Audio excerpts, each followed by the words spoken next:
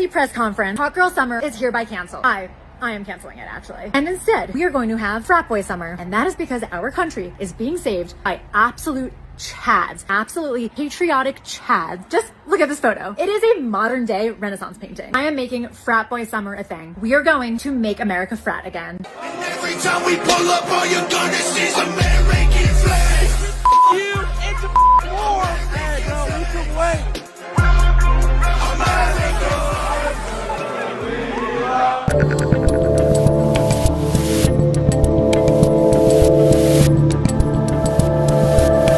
That is the great Erin Wexler. You can follow her at NonLibTake on Instagram. I'm Dave Rubin. This is the Rubin Report. It's May 3rd, 2024. We are live and live streaming on Rumble, Locals, and YouTube. Share, subscribe, tap that notification bell. Post-game show before we head out for the weekend at rubinreport.locals.com right after the show. And actually, the cold open there is the theme of today's show because there has suddenly been a resurgence of America. We're back, baby, and it might just be the frat boys that save us. Who knew?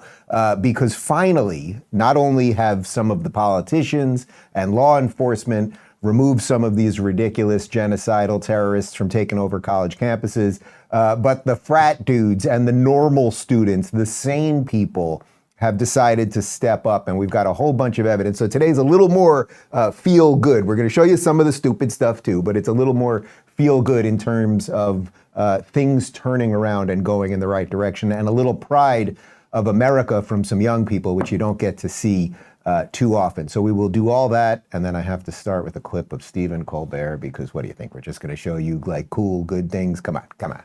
It's an internet show. We'll do all that in just a second. Let me talk to you guys about TWC Health. Guys, on April 23rd, media outlets began to flood headlines with the latest avian flu development. The FDA said it had detected viral particles in H5N1 avian influenza in milk purchased at grocery stores. While the FDA cautioned that they still believe the milk is safe to drink, others are sounding the alarm.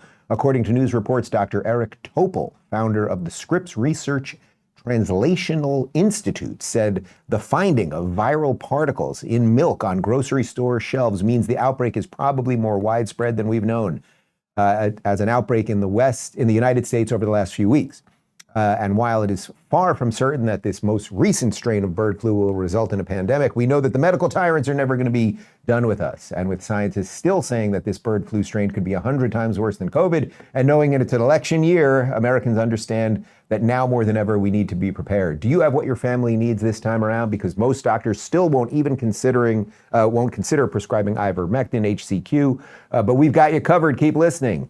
The only of its kind, this prescription Contagion emergency kit from the wellness company provides you with a carefully selected assortment of effective medications for bird flu, COVID-19, and other respiratory illnesses. Ivermectin, HCQ, Z-Pak, Tamiflu, budesonide, along with nebulizers, so you can rest easy knowing that you have emergency meds on hand, all with a guidebook for safe use. Backed with research from experts like Dr. Peter McCullough, the wellness company's Contagion emergency kit is a must-have. Avoid the chaos, wait times, and price of the hospital, and of exactly what you need for as low as the cost of a single doctor's visit. At the end of the day, just have these life-saving medications on hand, and you won't need to think about it. Go to twc.health/Rubin and grab your Contagion emergency kit right now. That's twc.health/Rubin. Code Rubin saves you $45 at checkout. Kits are available only in the US of A. Okay, so before we get to the good stuff and the frat dudes that are taking out the terrorists and the rest of it, and people singing the national anthem and American flags being raised instead of taken down, we first show you hack corporate quote-unquote comedian Stephen Colbert running cover for the Hamas people at the universities. The biggest stories right now is the nationwide pro-Palestinian student protests around college campuses in the United States in what's being called perhaps the most significant student movement since the anti-Vietnam campus protests of the late 1960s. They're even bigger than the protests when I was in college in the 80s. The protests ramped up a couple of weeks ago after students erected tents on Columbia University's main lawn to show solidarity with Gaza, and the university president took the controversial step of calling in the police to arrest those involved. Now, even if you don't agree with the subjects of their protests. As long as they are peaceful, students should be allowed to protest. It's their First Amendment right. That is the kind of idealism you learn in college. It's one of the few college lessons you can use your whole life. Unlike beer funneling, which you stop being able to do around 35 when your wife catches you. And it's not just in Columbia. Yesterday, cops arrested at least 100 protesters at UT Austin. This morning, they arrested at least 30 protesters at UNC Chapel Hill. Yes, college administrators are using the classic de-escalation tactic of sending in heavily armed police and threatening to call the National Guard.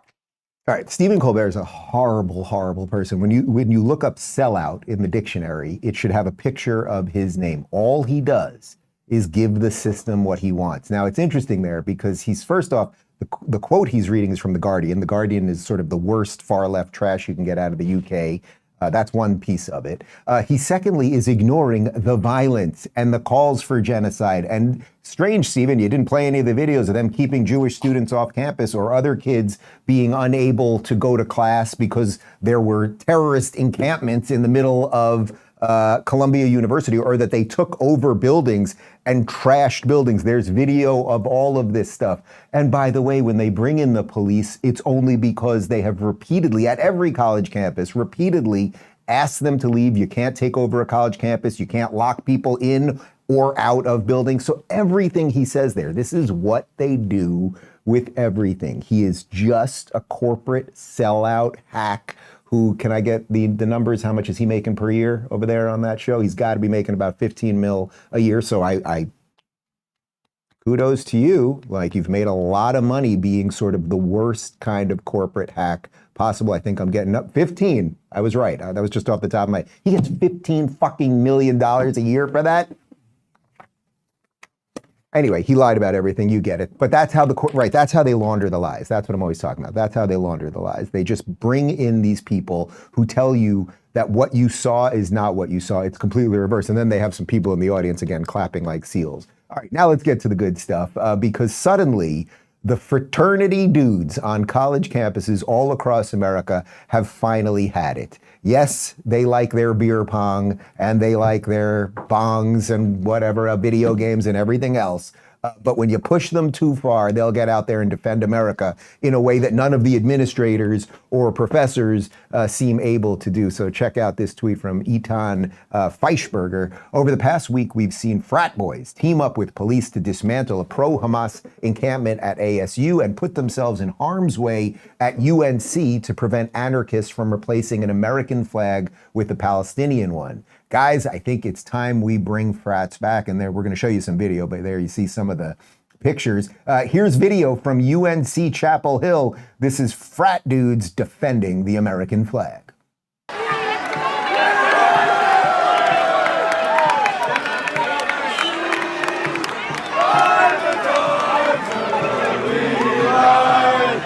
Was so proudly we hailed at the twilight's last gleaming, whose broad stripes and bright stars through the perilous fight o'er the ramparts.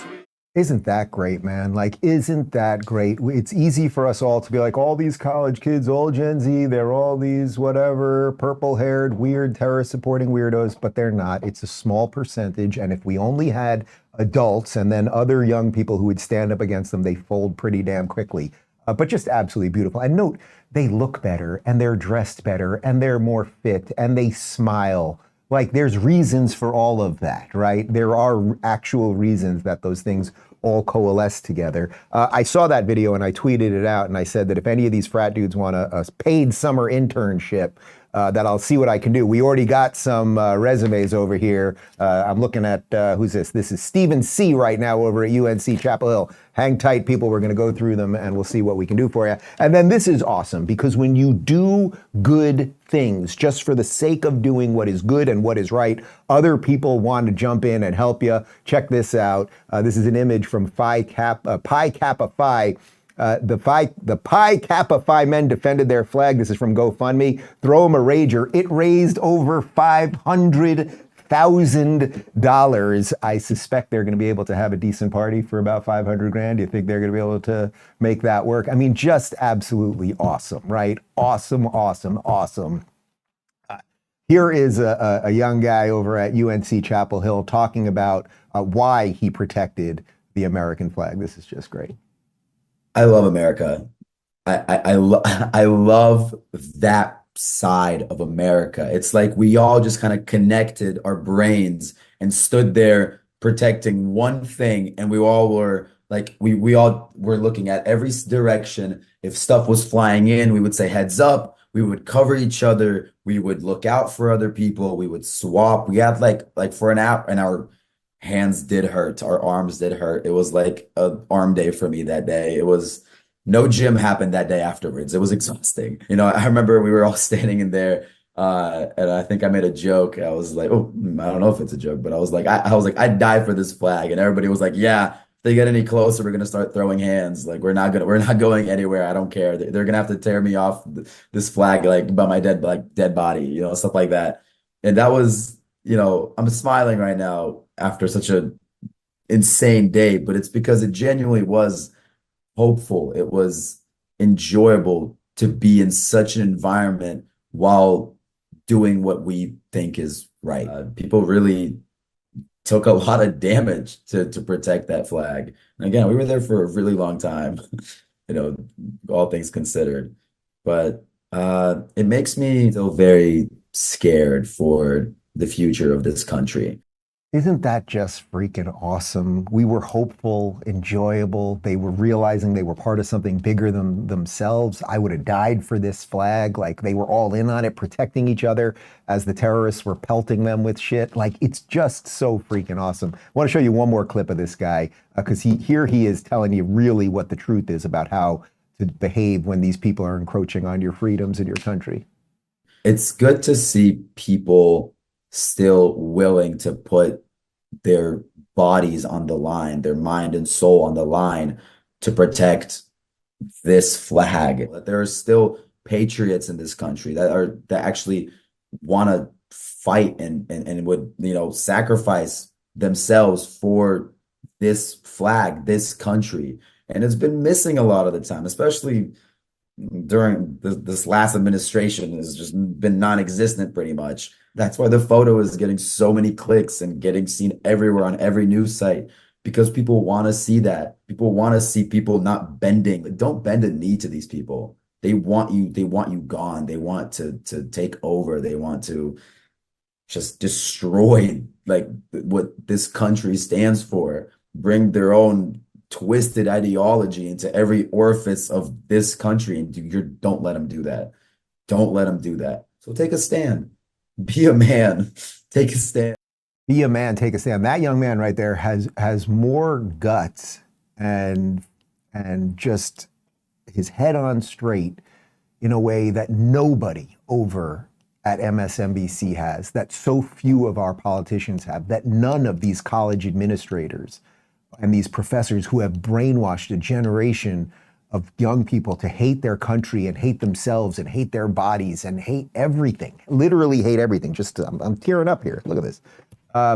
That is great. And that should give you hope. And guess what, guys? It's spreading like wildfire across other campuses in the USA, because if you don't bend a knee, it suddenly signals to other, wait a minute, I don't have to bend a knee either. I don't have to just sit here as they're burning down my campus. I think we've got an image from Old Row here, right? We're going to jump to the image first. Look at this from Old Row. Commies aren't welcome in Dixie. That's from Ole Miss University. And look again, look at them.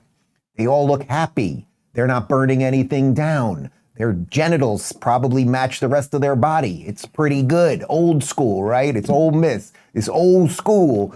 Check this out. This is also from Ole Miss. A bunch of students singing the Star Spangled Banner in response to the protesters.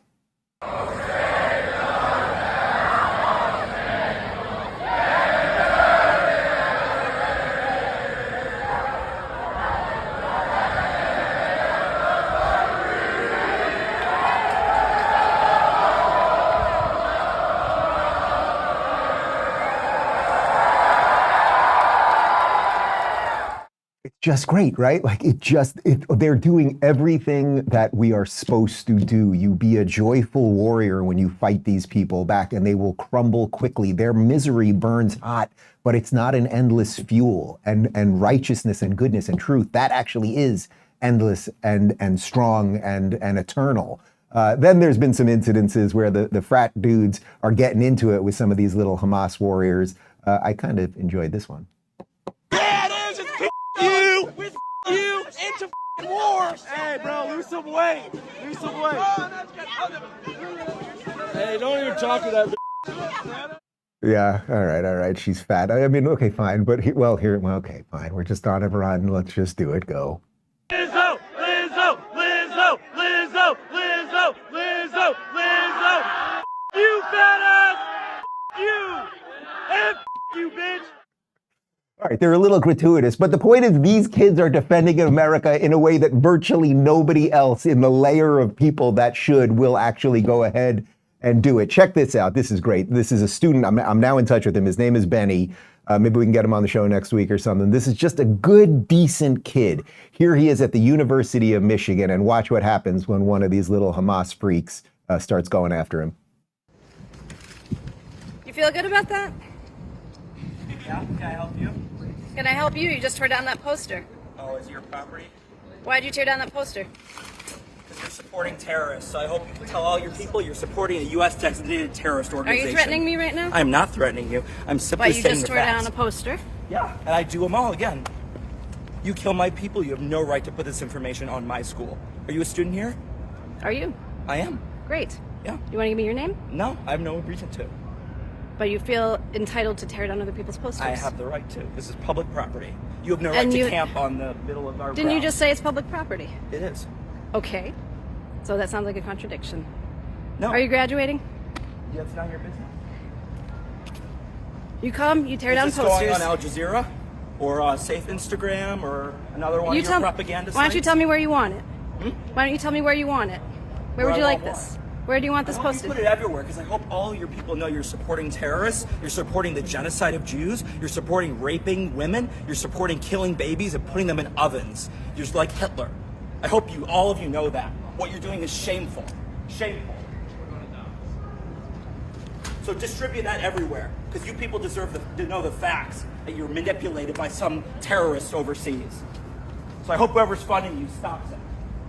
And I hope they get rid of you like they did at Colombia and Texas.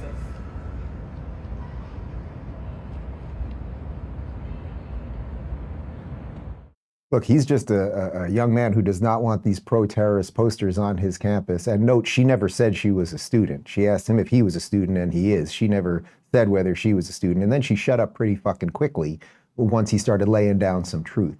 These people need to be confronted, and they will fold. And you know what? As I said earlier about a little bravery, you start getting a little brave, you don't bend the knee, then people don't start bending the knee. Well, one of the guys who, as you know, has been on the forefront of the fight for free speech and on the right side of pretty much everything over the last couple of years, Elon Musk, he put this up and related to what's going on college campuses. I love it. Proposed law. If someone tears down the American flag and puts up another flag in its place, that person should get a free but mandatory one-way trip to that flag's country. I am 100% on board that. Let's send some of these little queers for Palestine over to Gaza, and they will quickly find out that Palestine for queers ain't the same thing.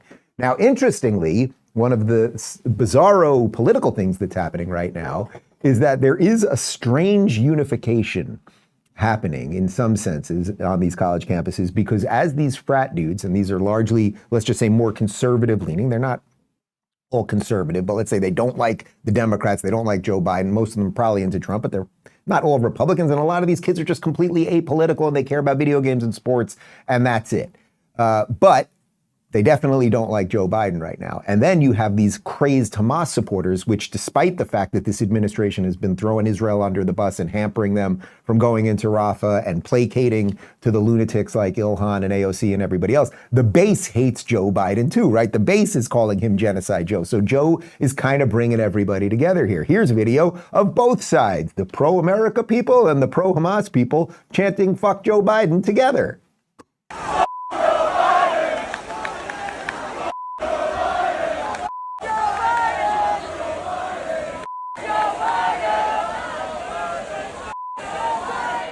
See, who said we can't have unity? And as a matter of fact, I think we have an image. Look at this. What do we got here? Joe Biden, he had tweeted it out. As president, I'll do what I've always done in the past, bring people together. And there it is. He's got the Hamas people and the frat boys have all decided that they don't look like Joe Biden. So, Joe, I appreciate it. I just want to do a couple more things in terms of functionalness, right? We're showing you some fun things and some people pushing back, and that's wonderful to see, is particularly young people who have been so bludgeoned with DEI and woke nonsense and everything else that they're just like, no, we've had it. We're going to defend this country. We're going to defend freedom and all of that stuff. Well, we do have a couple politicians that are doing right by that as well. Here is Ron DeSantis talking about DEI and how it is not going to destroy our institutions here in Florida, which is why when we had little mini protests here at a couple campuses in Florida, we respected their free speech. The second they started trying to take over and put out tents and the rest of it, no, we're not playing. Ron DeSantis. In corporate America, and particularly in higher education, you want to see the fruits of DEI? Just look at Columbia University. Not exactly the way you want to run a ship. So we said no DEI in Florida. Now it says it's called diversity, equity, and inclusion. But if you look at the way it's practiced, it's an ideological agenda. Yes, it absolutely is. And I want to show you one other thing from Ron DeSantis, because yesterday he signed legislation banning ideology-based teaching. And this is perfect, meaning you cannot go in. We've already taken much of the woke stuff out, but you can't, as a teacher, become a teacher and then decide to teach children ideology. You're going to have to teach them facts and real history and everything else. And Florida, which used to be the joke of the nation as it pertained to schools, because it was a lot of old people that lived here with no income tax and they didn't know how they were going to fund the schools, we're basically #1 in education by every metric that you can look at. I think it makes sense from a variety of perspectives. So I'm glad that the legislature did that, and I'm happy to be able to sign that in the law here in a second. I'm also signing HB 1291. And Florida, under Florida law, the State Board of Education has the responsibility of approving or setting out guidelines for teacher preparation and teacher training. And we've done a lot on increasing teacher pay, and we're actually going to do more this year than we've ever done, but we've done billions of dollars in increase. We've created pathways for people to become teachers outside of some of the more traditional, like go to a school of education. And we have veterans that we're getting into the classroom, former law enforcement, a bunch of good stuff. We also have a civics program. Teachers can go train 50 hours of instruction, they get a $3,000 bonus. So we've done a lot, and we're proud of that. But the legislature on this looked at it and said, we don't want these teacher preparation programs to become captive to someone's ideological agenda. So, we can say, no DEI, for example, or no CRT in the classroom. But if you're teaching, if you're preparing teachers with that rubric, well, that's what you're going to end up getting. So this bill prohibits the indoctrination in teacher preparation. So there's not going to be DEI. There's not going to be, any of the bogus history. It's just going to be standard teacher preparation. Isn't that great? Isn't that the way you probably got taught if you're, say, over, 35, something like that, right? You were just kind of taught information. You had some good teachers, some not great teachers, and some spectacular teachers, but they weren't trying to confuse you about your gender or tell you how horrible your grandparents or America was, right? And we're doing it here. And you can directly connect that to those frat dudes, because it's like between them standing up for America, that can give you some hope. And then places where we're governed properly, that can give you some hope. And then you start seeing some of the breadcrumbs around. And then good people will be like, all right, that's where I want to live. Those are the type of people I want to live around. Those are the type of people I want to hire. This is the type of community that I want to be part of. And then actually we can have a resurgence of the America that we all know and love, that maybe to some extent is on life support, but does not have to be.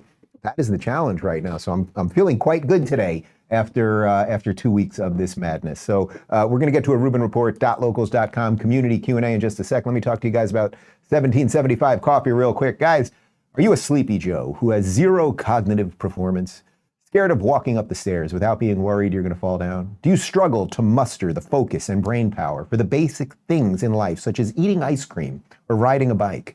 You need to stop drinking woke liberal coffee and start your day by drinking Rumble's very own 1775 coffee. Never mind that it'll be the best tasting coffee you've ever had in your life. It is seriously good. And real good, I'm telling you. It's also ethically sourced from a family farm in the high altitude mountains of Bolivia. So instead of waking up tomorrow and drinking your mold infested, big corporation owned woke ideology coffee that's probably making you sick from the pesticides it's sprayed with, try Rumble's 1775 coffee, support freedom of speech, and build a parallel economy that actually values you. Go to 1775coffee.com right now and pick up your first bag. Use code Rubin for 10% off your first order. My favorite roast is the dark roast. Look at this. I drank a lot this morning. Wait, I'm gonna spill it. It's in there. Trust me. Wait, I think I can do it. There's coffee in there. Do we have? Wait, can we do it this way? If we camera, let's try it that way. There. You see? It's dark. It's dark. No milk. Nothing. Anyway, if you drink it, you're gonna enjoy it. 1775coffee.com. Code Rubin for 10% off. All right, there you go. Let's get to a Rubin Report community Q&A. Rich on the Farm says, I have an amazing question of the week. Wow, he's announcing himself. Question of the week. Can you ever really know another person? Wow, we are going deep and philosophical right now. I would say yes, the answer to that is yes. I think sometimes you can know another person better than they know themselves, actually. That is something that David says to me quite often. When something's going down or I'm frustrated about something or he knows I'm just kind of in a funky mood and sometimes I don't even realize it. And he'll be like, I know you better than yourself. I know what's going on here. You obviously have something you want to tell me or something happened or you got something at work or somebody said something mean to you online. I think if you're with the right person, and that can be your partner or husband or wife, but it can also be just a great lifelong friend. It can be a sibling, it can be a cousin. Some people can know you in a way that you cannot know yourself. The real point of the question is like, we've all got like our internal monologue going all day long, and can anyone really get inside and know what that is to you? I think they can get pretty damn close. I would say it's your challenge in life to be sharing that with as many people as possible in an authentic way. And if you do that, and I'm not saying I'm perfect at it, obviously that's like the real challenge, like to be as authentically you as you are, not because you're just never going to change, but like authentically you with the good stuff and the bad stuff and all that, and then work on perfecting that. I think that's pretty much it. DB says, Dave, I'm shotgunning this message because I'm new here. Should someone offer Queers for Palestine a free trip to Gaza and do so with great fanfare? Call their bluff. I'm serious. Yes, I will throw in $20,000. I've tweeted this out several times. I will throw in $20,000 to send some of these queers to Palestine to Gaza. And they can walk around with their rainbow flags and their purple hair and everything else and see what's what. Not only will I do that, if Chuck Schumer, who has thrown Israel under the bus, and he gave that insane speech where he basically called for Netanyahu to step down, so he wants regime change in a democratically elected country in the Middle East, the only one, by the way, and he said, I'm saying this as a Jew, I will also donate $20,000 to Chuck Schumer's next campaign or whoever he wants if he will go to Gaza. Because I watched that 47-minute video, and in that 47-minute video, they didn't, as they were beheading people, which I saw, and as they were throwing grenades into little bomb shelters and killing kids and just unimaginable stuff, they weren't saying, oh, we're here to kill all you Israelis, we're here to kill all you Zionists. They were talking about killing all the Jews. And of course, they're only starting with the Jews, right? It's the Saturday people first, Sunday people second. So Chuck, if you want to go there, I'll be happy to send you there too. But yes, your broader point, the whole thing is a giant bluff. It's all nonsense. It's a bunch of children who have been abused by the people that were supposed to teach them things. And this is what they've been left with. They are simping for people who would gladly kill them. And that's why I was so thrilled this morning when we were going through the clips. And there are plenty more you can find online of it's not just the frat kids, but just students that have had more. It's enough. It is enough now. And isn't that something? We had to have the 18-year-olds save us because the administrators and the professors couldn't or didn't have the balls to do it. Jadubia says, hi, Dave, big fan from Australia. Do you have any plans to travel to Australia? We'd love to host you on our farm. Oh, well, that sounds awesome. I would love to get back to Australia. I did about 8 or 10 shows in 2018 with Jordan Peterson in Australia. I think maybe the highlight of the entire trip was the last show at the Sydney Opera House. It was our only matinee show. It was a beautiful, beautiful day on that gorgeous pier. And I was walking around with Jordan and there were so many people with us, and that theater, which I didn't realize that the Sydney Opera House, which is that iconic building that you've all seen, I didn't realize it's a theater in the round. It's more of a square than a round, but there's nothing like that as a performer when you're up there, especially if you're getting laughs, and the laughs are coming at you from every which direction, and you can really just walk around the room looking at different people. It was really wonderful watching Jordan that night because he paces the stage. He's stalking the stage, usually just this way, but to see him kind of turning around and look, it was just absolutely wonderful. I would love to get back there. We had an Australia tour planned for Don't Burn This Book, and then of course COVID kicked in, and then that got canceled.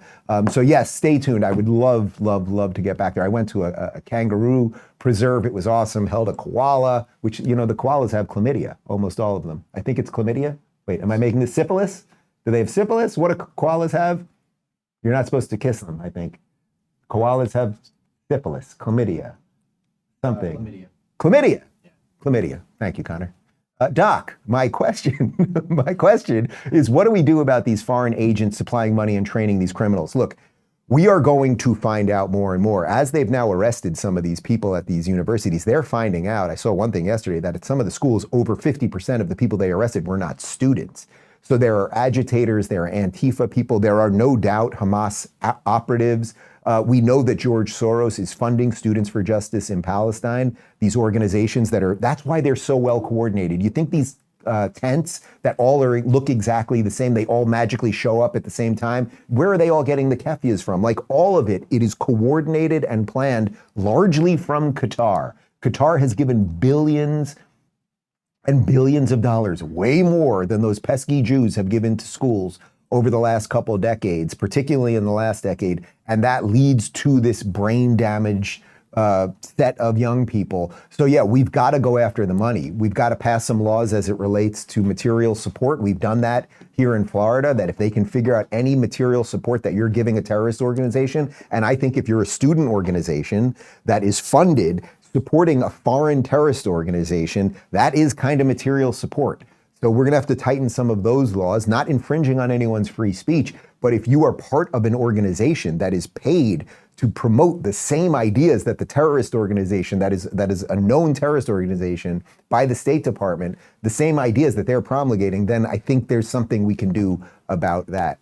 Cool Mom says, David's chicken parm and tri-tip recipes are in our regular meal rotation because we love them. Oh, I'm glad to hear that. Does he happen to have a recipe for beef spare ribs? I haven't had those in years and have been craving them lately. I don't know. We've slow cooked some beef spare ribs over the years. We're big on the big green egg right now. Actually, we're doing a brisket tomorrow. I will post some before and after pictures in the locals community. Got some friends coming over tomorrow night, so that's like, I love doing that, like a 10-hour brisket, and you got to get in there with the paper and make sure that that there's just enough humidity and get that nice bark on there. And I can't wait to do that. But yes, and David is still working on the cookbook. Having these two young humans walking around the house has been quite distracting. But we are working on that. And also, speaking of food, I am going to Mexico, I think in about 2 weeks from now, for a couple of days to work on the tequila recipe. So all those things are happening.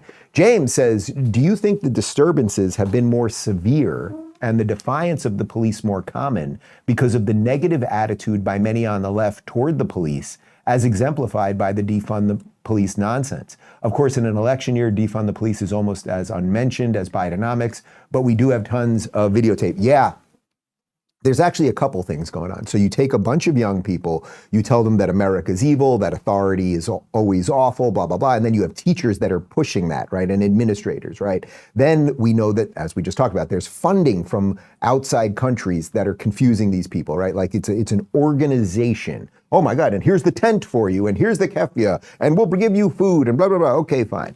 So there's all of that. So, and AOC is going to show up, and there's Ilhan Omar. Like they're doing all of that.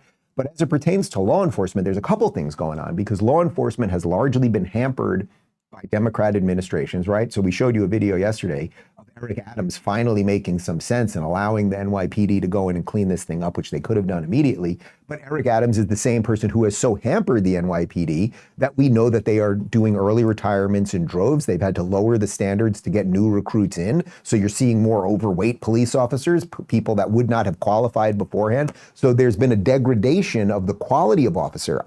I have no doubt there are thousands and thousands of great NYPD officers still. Of course there are. And I believe that most of the people that join the force have great intentions. But if you don't have a good administration behind you, you're going to be hampered along the way. And then what happens is those guys that early retire, they come down here. The video we showed you of DeSantis before, where he talked about we're bringing educators from other states that are doing a good job and giving bonuses and figuring out ways to have veterans teach and everything else. Well, we're doing that with police officers here. So our police continue to get stronger here while they continue to get weaker in New York. So it's a confluence of things. There's a lack of respect for authority, be it literally the educators not respecting the authority of the administrators and then all of that. There's a lack of respect for anything related to law enforcement. And I suspect our Summer of Love of 2020 will be back in full force this summer. Elizabeth says, who is your favorite Star Wars character? Who do you think was the best written character? My favorite character of all time, although everything with Star Wars has just been butchered just beyond belief. But watching the originals growing up, when I saw Empire Strikes Back in the movie theater, I think 1983, am I right? What year was that? No, was it 81? I was about 5 years old or something. It was 1980. Jesus, I was 4. I mean, my dad took me to see Empire Strikes Back, 4 years old. I remember, so maybe this is even a little bit after that, Boba Fett, and everyone loved Boba Fett. Like he didn't say much. You didn't know exactly who he was. Like, was he a good guy? Was he a bad guy? Did he work for the Empire? Blah, blah, blah. You know, they did the Boba Fett series on Disney, which I did watch. Not great. It just wasn't great. But then, of course, in the prequels, finding out that Boba Fett was the original clone, right? All the clone troopers were based off of him is just like a really great idea. And then, of course, his son, Jango Fett, Jango Fett was the father, but Boba is the one in Empire. I would say the best written character, well, one character they could have written a little bit better that would have tied the whole thing together in a better way because they were almost perfect with it. In the prequels, Count Dooku, who was played by Christopher Lee, legendary actor Christopher Lee, there was something really special that they could have done there with him because he has a journey. He is a Jedi master who now becomes part of the dark side. But he thinks he's doing right. He sees the deep corruption in the Empire, or at that point it's not the Empire. He sees the deep corruption in the Senate. And he now wants to become part of the separatists because he wants to fight against that. He thinks he's doing good as he's doing bad, which is why in that scene in Attack of the Clones, when they're in that giant arena on Geonosis, as they're killing Jedi, he's not happy because now he realizes how down that road he's gone. They needed to flesh that out a little bit more. I think there's a deleted scene in Attack of the Clones that explains it a bit more in the library. But if they had just tightened that just a tiny bit more, yeah.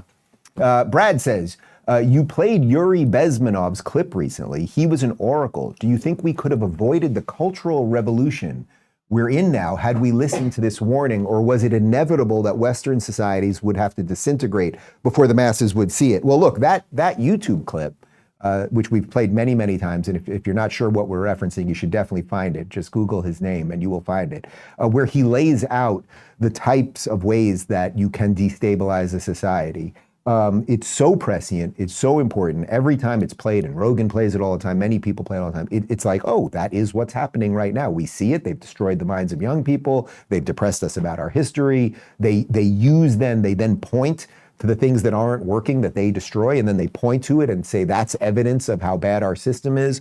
Look, I think you could have shown that to people 20 years ago, and a few people would have maybe a little bit more so been like, all right, I guess we have to watch out for that.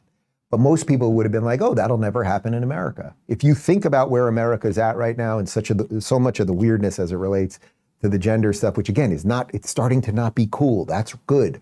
The border stuff, which people are waking up to now. Like, if you would have asked someone 10 years ago, like, do you think it's possible that's where we're going to be in 10 years? Everyone would have said no. Everyone would have said no. So unfortunately, it's part of humanity. Like, people don't realize things until they're basically at their doorstep. And then the question is, when the barbarians are at the gate, are you just going to let them in, or are you going to do something? Are you going to push back?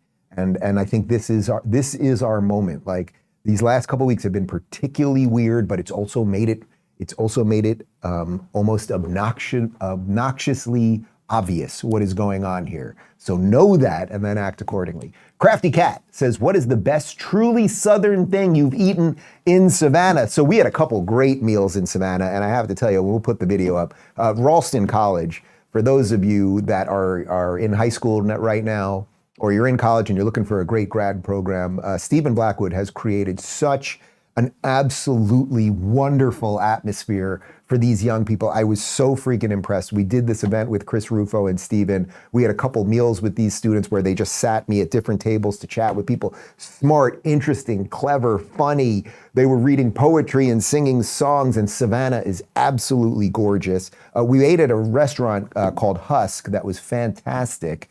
But in terms of Southern food, the team when I saw this question before, the team all said that the shrimp and grits there was awesome. I'm allergic to shrimp, so I don't do it, but the shrimp and grits apparently was off the wall. But I had some wings there that were great. The steak was delicious. Yeah, it was really great. You can visit Ralston College if you want to see what they're doing there and apply. It's just, I cannot it was just so refreshing. It was such a 180 from everything we're seeing on college campuses. The link is Ralston, RALSTON.AC. Tell them Dave sent you. See what happens. Prusky says, hey, Dave, if the left gets their way and Trump ends up off ballots, jailed, etc., what do you think the RNC will then choose, or who do you think the RNC will then choose as the Republican on the ballot? So look, I don't think it's going to happen. Let me be clear on something. So the ballot thing, removing him from the ballots, that has mostly collapsed, right? They tried that in California. They tried that in Colorado. I think they tried it in Vermont or New Hampshire. And it seems like that's not going to work. Now, he could just get hung up in cases and distracted and not be able to campaign properly. But I don't think that will somehow stop him from getting on the ballot, okay? So I think he will be on the ballot. However, if he is not, if something happens, or he's up there in years too, anything could happen. Literally anything could happen before I think the last week in July is the RNC convention. I don't know what the technical mechanism is in the RNC in terms of who do you put up. If the number one guy if the guy with the most votes is just taken out one way or another through legal means or health or whatever it might be, do they have to give it to the person that's number two? In which case, that's Nikki Haley.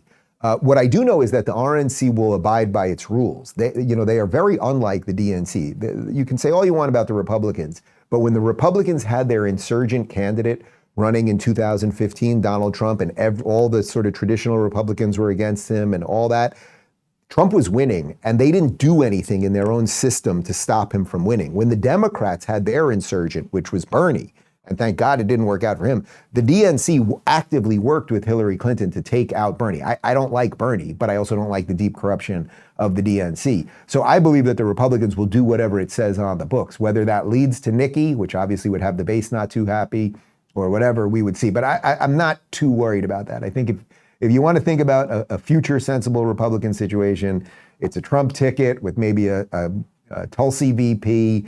If RFK eventually steps out, coming in as Attorney General, like Vivek as press secretary, like you could see a team coming together that might be able to turn this stuff around. Morgan says, hey, Dave, through your interview and others since, I've become a fan of RFK Jr., though not sure if I could pull the trigger and vote for him.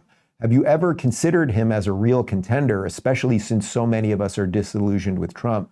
If not, what holds you back about him? Well, first off, I liked him an awful lot. We had lunch that day a couple weeks ago when he was here, and we had a wonderful interview. I find he's thoughtful. He loves America. Look, he's not there on all of the issues, and we've gotten into some of that. I've now interviewed him 3 times. But this is the type of guy that you want in government. It's not just the pedigree and the name. It's like this has not been easy for him to do. I mean, we played you that video a couple weeks ago where like 8 Kennedy family members did a video saying that they should vote for Joe Biden, and that that Joe Biden represents Robert F. Kennedy, his father, right? His assassinated father. It's like, that's so absolutely evil. So he has put it on the line. You know, his wife is Cheryl Hines, who's a huge TV star from Curb Your Enthusiasm and a bunch of other shows. And it's like, Hollywood has turned against him, right? CNN, Jake Tapper said, I won't have RFK on, right? He'll put Ilhan Omar on all the time, but won't have RFK. So this has become at a major cost to him. I like him a lot. I think it's good that he's doing this. The question always is he going to pull more if he gets on all the ballots? And I think he just got on the California ballot, which is a big one. If he gets on all the ballots, who's he going to pull more from? I think you can make the argument both ways. I think you can say, all right, the Trump people who are the most upset with Trump over the vax stuff, warp speed and everything else, they might go towards RFK. Then you can make, I think, probably an easier argument that he'll take more people from Biden, which I think would be good, because the disaffected libs, who I'm always talking about, if they can't get there with Trump, I think they'll be like, all right, but I could do it with RFK and I can live with myself. So I think he probably hurts Biden more than he hurts Trump, but we just don't know, and a lot of that is ballot access. And then really to answer your question, would I support him?